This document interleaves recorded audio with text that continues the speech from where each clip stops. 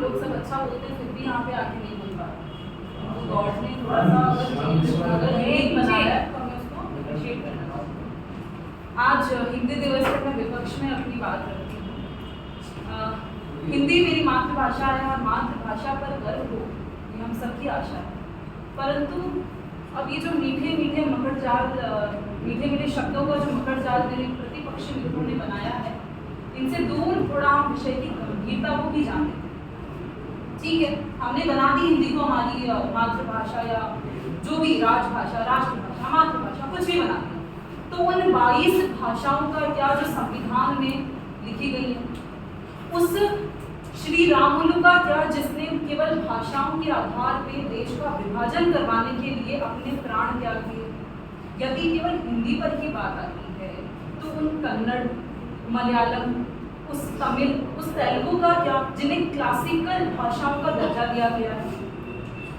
लोग प्रतिपक्षी मित्र अभी कह के गए थे कि ये भाषाएं हिंदी से निकली है। मैं आपको सही करती हूँ, ये भाषाएं हिंदी से नहीं है, तो संस्कृत से निकली और हिंदी भी संस्कृत और उर्दू का मिश्रण।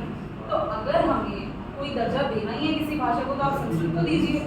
दूसरी बात इन्होंने रखी थी कि भाई जापान के लोग कौन सा अंग्रेजी बोलते हैं। तो देखिए, जापान और भारत में अंतर है।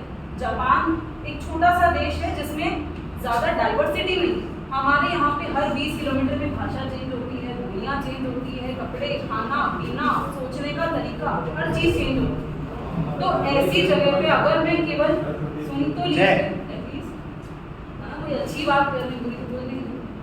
तो अगर ऐसी जगहों पे मैं सोचूं कि मैं तो हिंदी भाषा में ही बात करूंगी, तो अगर मैं दक्षिण भारत में जाकर अटक जाती हूँ, किसी से रास्ता पूछूं और इस गर्व में पूछूं कि मैं तो रास्ता जो है वो हिंदी में ही पूछूंगी, तो मैं तो जीवन में आगे बढ़ ही नहीं पाऊंगी। मैं राजस्थान से जोधपुर में भी अच्छे से बात नहीं कर पाऊंगी। अगर भिलवाड़ा और जोधपुर की भी बात करें तो यहाँ पे ही कितना जो विचार है, जो भाषा है, खान पान है, इनमें कितना अंतर हो जाता है। तो अगर मैं केवल इस गर्व में आकर कि नहीं मैं तो हिंदी ही बोलूँगी, इस गर्व में आकर तो मैं किसी और भाषा का इस्तेमाल करना ही बंद कर दूँगी। मैं इंग्लिश मीडियम की छात्रा हूँ, यहाँ पे आपके सामने हिंदी बोलती हूँ, है ना।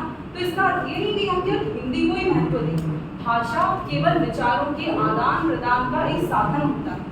अगर यहाँ पे बैठे 10, 15, 20, 50 जनों को हिंदी समझ में आती है तो मैं अपनी बात हिंदी में रखूँगी।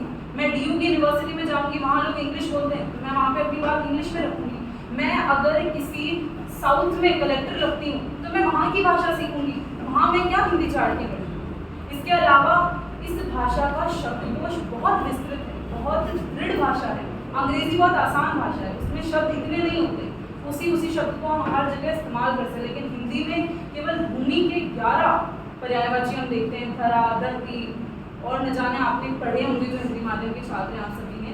तो इस भाषा का शब्दकोश इतना विस्तृत है, इसलिए जो हमारे दक्षिण भारत के, जो हमारे उत्तर पूर्वी भारत के लोग हैं, वो लोग अपनी भाषाओं को ज़्यादा महत्व देना पसंद करते हैं, क्योंकि उनके लिए हिंदी सीखना बहुत कठिन हो जाता है। अगर उन्हें हिंदी और अंग्रेजी में से और अपनी भाषा में चयन करने का मौका मिले तो वो सबसे पहले अपनी भाषा, उसके बाद अंग्रेजी और उसके बाद हिंदी को प्राथमिकता देंगे। पर इस देश की दिक्कत यहीं पे है कि मैं क्या खाती हूँ, मैं क्या बोलती हूँ, मैं किस तरह के कपड़े पहनती हूँ, इस आंकलन पर मेरी देशभक्ति का अंदाजा लगाया जा सकता है। मान्यवर, मैं आपसे पूछती हूँ कि इस प्रकार तो जो भारत में गूंगा व्यक्ति है जो बोल नहीं सकता, वो तो देशभक्ति नहीं हुआ। जो किसी भी भाषा, जो उसकी तो अपनी भाषा सांकेतिक भाषा है, तो वो तो इस हिसाब से देशभक्त हुआ ही नहीं। इसके अलावा मेडिकल की जो पढ़ाई होती है, यहाँ पे BCA के स्टूडेंट्स बैठे हैं, अभी मैं उनसे बात कर रही थी, उन्होंने कहा कि हमारी सारी कक्षाएं जो है अंग्रेजी में लगती हैं।